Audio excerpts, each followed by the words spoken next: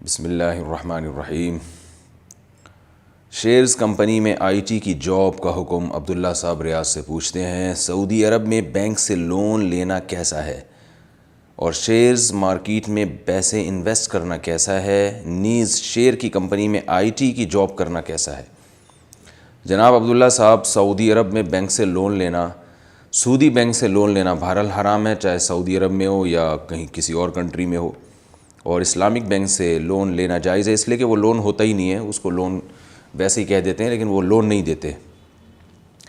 رہا مسئلہ کہ شیئرز مارکیٹ میں پیسے انویسٹ کرنا، شیئرز مارکیٹ میں پیسے انویسٹ کر کے شیئر خریدنا چند شرطوں کے ساتھ جائز ہے۔ نمبر 1، جس کمپنی کی آپ شیئر خرید رہے ہیں وہ کمپنی حلال کاروبار کرتی ہو، جیسے کوئی شراب کی کمپنی ہے یا سعودی بینک ہے، ان کے شیئرز خرید نہیں سکتے آپ، یہ جائز نہیں ہے۔ دوسری بات یہ کہ کمپنی کے ایسٹس وجود میں آ چکے ہوں۔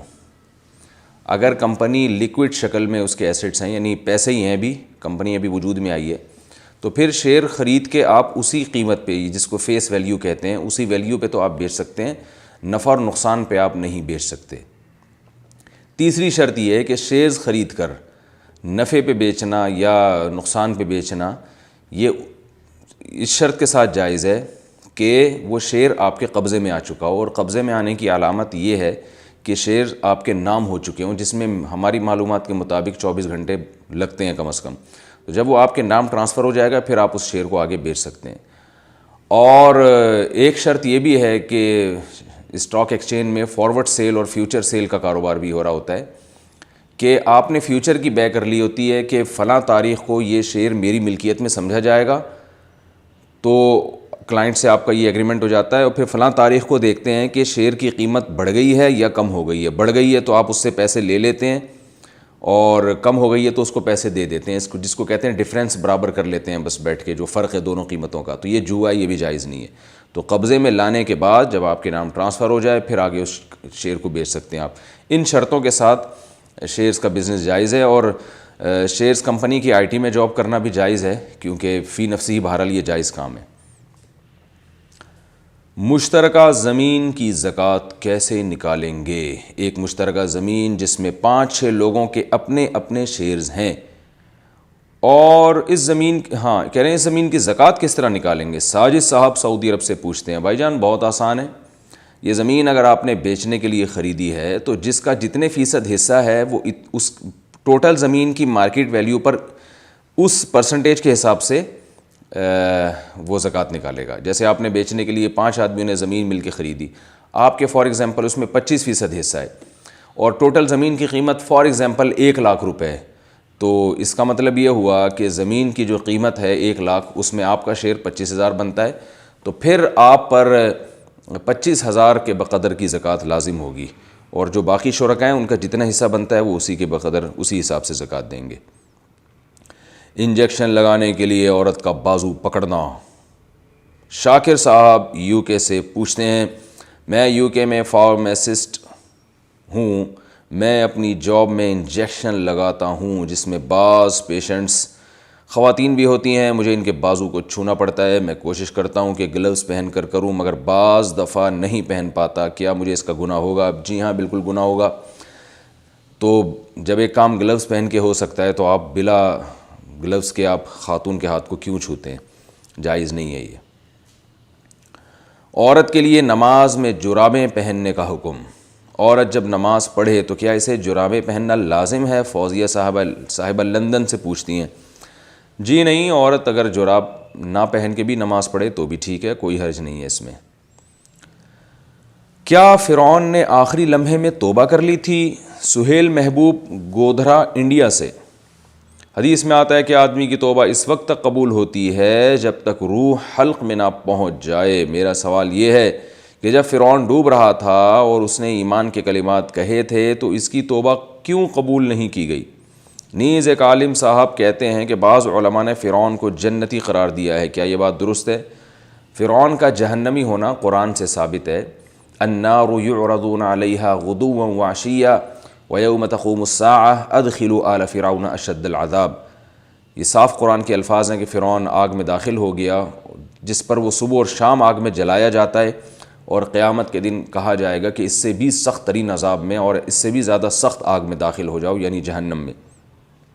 تو اس سے پتہ چلتا ہے کہ فرعون کی توبہ قبول نہیں تھی، اور سورہ یونس میں اللہ نے فرمایا الآن وقد عصیت قبل، فرعون جب ایمان لایا، یعنی ایمان لانے کا مطلب کہ اس نے جب اعتراف کیا کہ میں آمنت انہ لا الہ الا الذی آمنت بہ بنو اسرائیل، کہ میں اس رب پر ایمان لایا جو بنی اسرائیل کا رب ہے، تو اللہ نے فرمایا الآن وقد عصیت قبل وکنت من المفسدین، اب تو ایمان لا رہا ہے، اس سے پہلے تو زمین میں فساد مچاتا رہا ہے۔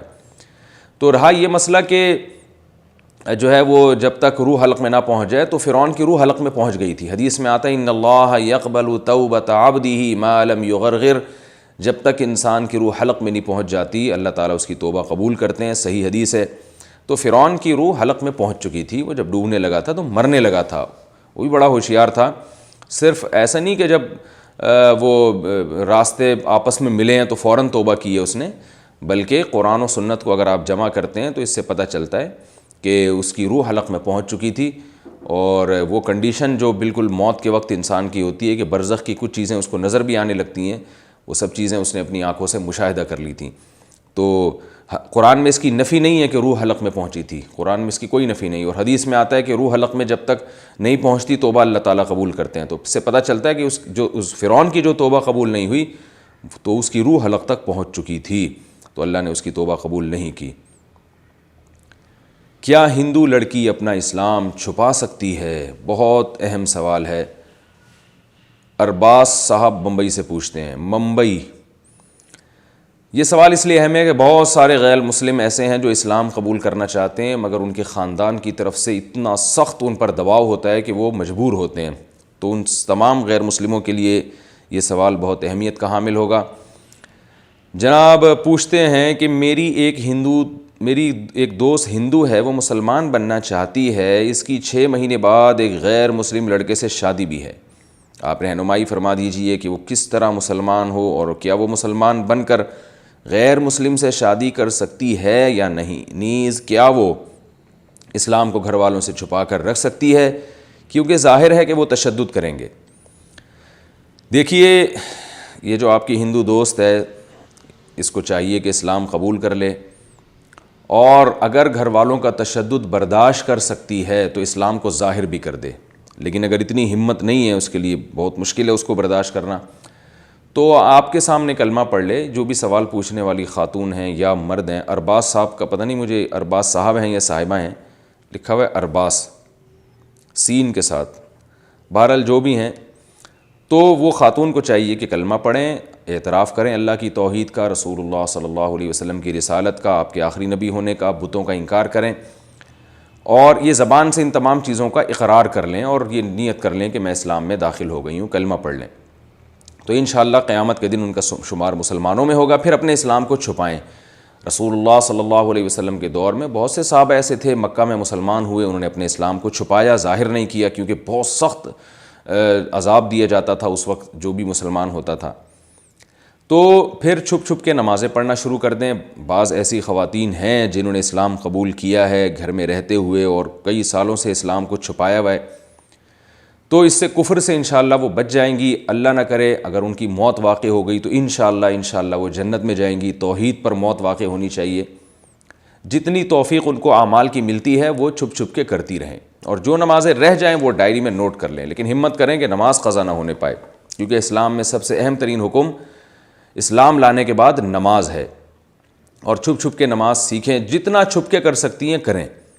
رہا یہ مسئلہ کہ ان کی شادی غیر مسلم سے ہو سکتی ہے، تو ہمت کی بات ہے کہ اس شادی کو کوئی بہانہ کر کے رکوا دیں، کیونکہ مسلم لڑکی کی شادی غیر مسلم سے نہیں ہو سکتی، وہ عمل زنا کہلائے گا، شادی نہیں کہلائے گا۔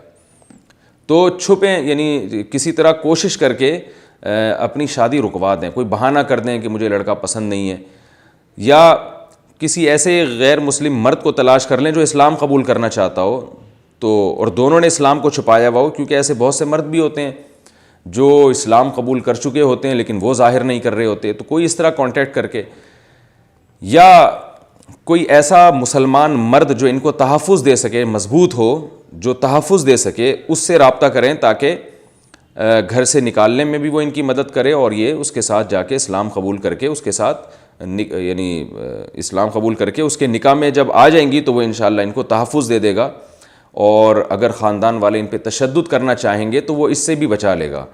تو اس طرح کا کوئی مرد تلاش کر لیں, اللہ تعالیٰ ان کی مدد کریں, ہماری دلی دعائیں ان کے ساتھ ہیں. یہ سب کچھ اگر نہیں ہو سکتا اور ناممکن ہے ان کے لیے, تو پھر قرآن مجید میں اللہ تعالیٰ نے حکم دیا ہے وَلَا تُكْرِهُوا فَتَيَاتِكُمْ عَلَى الْبِغَاءِ إِنْ أَرَدْنَا تَحَصُّنًا لِتَبْتَغُوا عَرَضَ الْحَيَاةِ الدُّنْيَا. بعض منافقین کیا کرتے تھے, اپنی باندیوں سے زنا کرواتے تھے, اور زبردستی وہ نہیں کرتی تھیں تو مارتے تھے, بہت ظلم کرتے تھے. تو وہ مجبور ہو چکی تھیں, وہ بھاگ نہیں سکتی تھی کہیں. تو اللہ نے ان کے بارے میں فرمایا کہ یہ جو باندیاں اس طرح بیچاری مجبور ہیں اور جبراً ظلماً ان پہ زنا کروایا جا رہا ہے, تو یہ ان باندیوں پہ گناہ نہیں ہوگا, بلکہ گناہ ان پر ہوگا جو ان پہ جبر کر رہے ہیں. تو اللہ تعالیٰ غفور الرحیم ہے. ایسے ظلم کے بعد اگر یہ اس برائی میں مبتلا ہو جاتی ہیں جس برائی سے بچنا ان کے لیے ممکن نہیں ہے, تو اللہ تعالیٰ غفور الرحیم ہے, معاف کر دے گا. تو یہ اپنی غیر مسلم بہن سے میں یہی کہوں گا کہ یہ چھپ کے اسلام قبول کر لیں اور اس رشتے کو کسی طرح ختم کرنے کی کوشش کریں.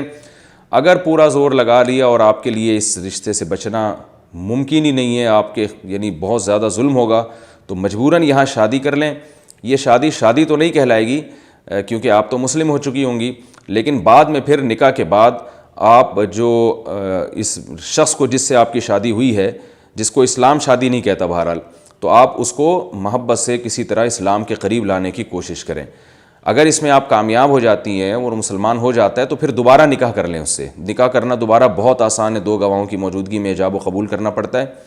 اور اگر وہ مسلمان نہیں ہوتا تو پھر آپ دیکھیں کہ جس دن آپ کو اللہ نے قوت دی, طاقت دی, اور آپ یہ یعنی آپ کے بازوؤں میں اتنی قوت پیدا ہو گئی کہ آپ اس سے جان چھڑا سکتی ہیں, تو پھر آپ اس سے الگ ہو کر کسی مسلمان سے آپ نکاح کر لیں. تو جب تک مجبور ہیں کیا جا سکتا ہے, جس دن جبر مجبوری ختم ہو جائے تو آپ پھر کسی مسلمان سے اس وقت نکاح کر لیں. لیکن اسلام بہرحال قبول کر لیں, کیونکہ کفر بہت بڑا جرم ہے. اگر اسی کفر میں آپ کی موت واقع ہو گئی تو بخشش کا اللہ تعالیٰ نے جو مشرک سے پر جنت کو اللہ نے حرام کر دیا ہے. اس لیے آپ توحید کو بہرحال قبول کر لیں.